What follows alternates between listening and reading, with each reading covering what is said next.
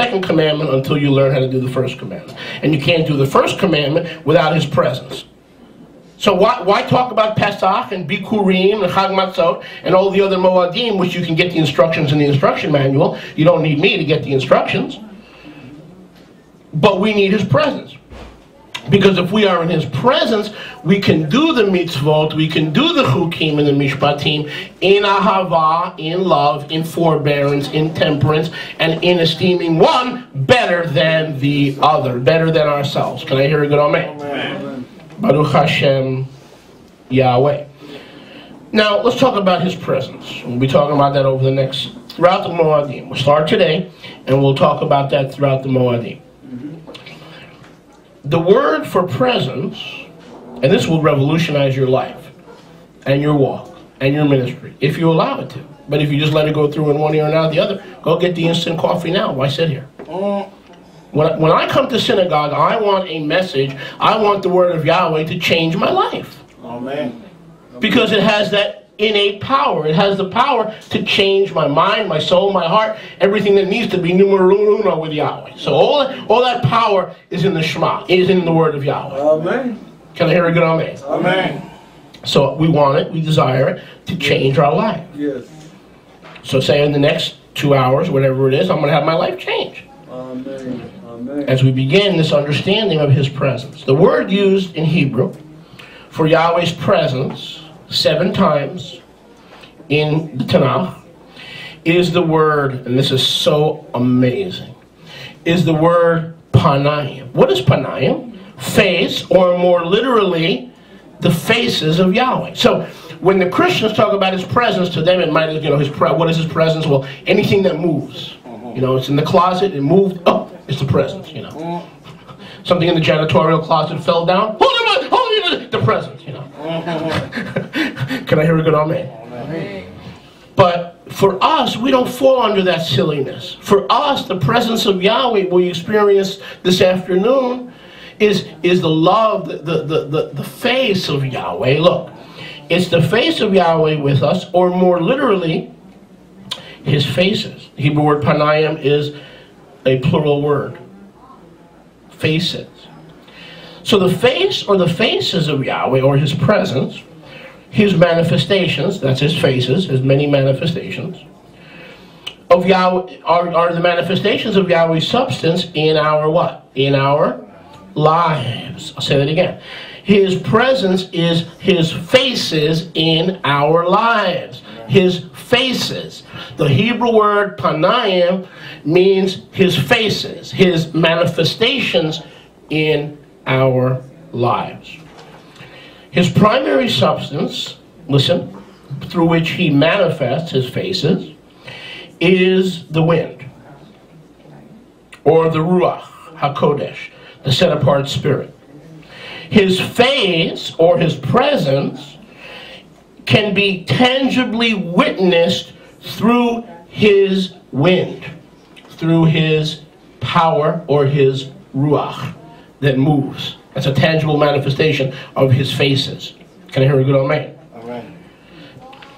So recall, please, that the table and the showbread, the table of showbread, in the Mishkan, the Ohel Moed, in the wilderness, we read about that this morning, and also the temple in the Beit HaMikdash, was known as the temple and the bread of his presence, listen, or the lechem hapanayim, or the bread and shulchan, table of his faces.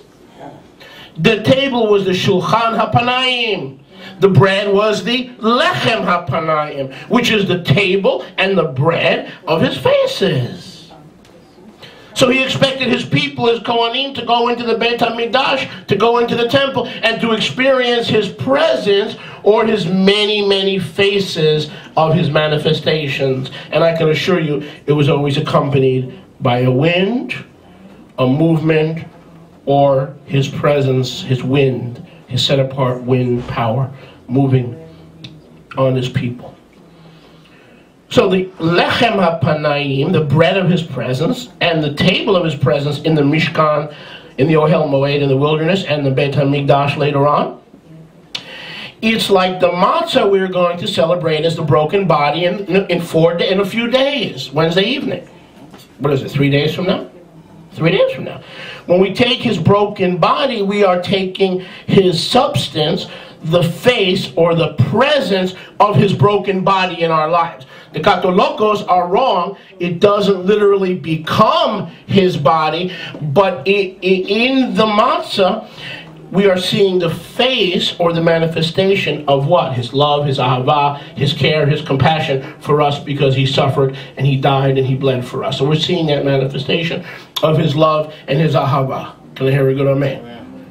That is what we're going to be doing on Pesach. It is the face of his love in our lives, his love for us in our lives. Now, within this general concept of presence, or panayim, we can categorize this presence even further. Turn to your neighbor and say categorize. Categorize. Oh my gosh. Categorize. Categorize. Categorize. Categorize. Categorize. Categorize? Categorize. I don't know where to turn anymore. Categorize! Categorize. We can categorize these faces into divisions, into categories. Now, with the general concept of presence, we categorize the presence even further. Now remember, in Hebrew, my presence is the Hebrew word panai, first person, my presence. Plural, panaim. Again, my presence, Yahweh talking in the first person, panai. My general presence, plural, panaim, faces, presence, is a literal manifestation of his ruach, his strength, his glory, and his power. His strength and his glory in Hebrew, write this down if you're taking notes, I hope you are. Strength or glory in Hebrew is the word kavod, which, or kavodi, my kavod, my strength, my glory, my honor. Yahweh says kavodi is my glory, my strength, and my honor. The Hebrew word kavod, strength, honor, and glory. Now, sometime you heard believers use the word Shekhinah. You've heard that word? Shekhinah, Shekinah? Okay. Now, the word Shekhinah is usually used by men to refer to Yahweh's glory, but very rarely by Yahweh to refer to his own glory. When Yahweh speaks about his own glory, it's usually kavod or kavodi, Chris. When man usually attributes glory to Yahweh, it's usually the word Shekhinah or Shekinah. But when Yahweh talks about his own glory, honor, and strength, it's usually the word kavod, or first person kavodi. Panai, my faces, my face, and my glory, kavodi, or kavodi, is really the proper way to say it. Can I hear a good amen? Amen. Amen.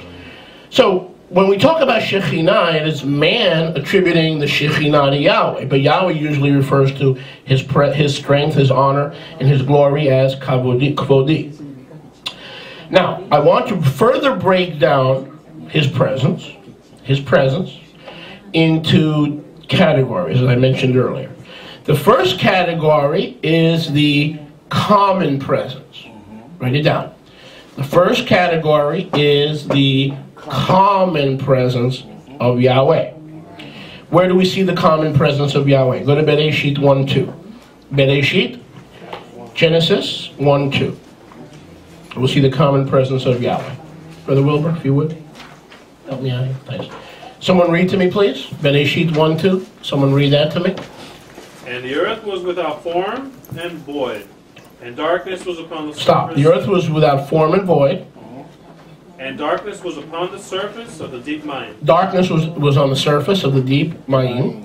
And the Ruach of Elohim. And the Ruach of Elohim moved upon the face of the Mayim. Moved upon the face of the Mayim. Stop. So the world was recreated through the Ruach HaKodesh, the manifest presence of Yahweh. This is a common presence. Who benefited from this presence in Bereshit chapter 1 verse 2? Vincent, who benefited from this presence? Who benefited? Nobody. It was common. Everything on the earth experienced his common presence. Nobody benefited from his presence. Can I hear a good amen? Amen. This